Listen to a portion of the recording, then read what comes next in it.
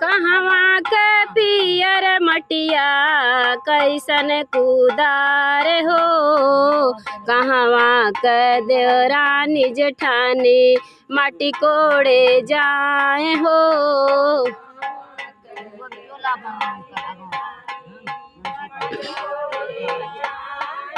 पोखरा के पियर मटिया सोने के कुदार हो, निबवा सौरहिया के देवरानी जेठानी माटी कोड़े जाए हो।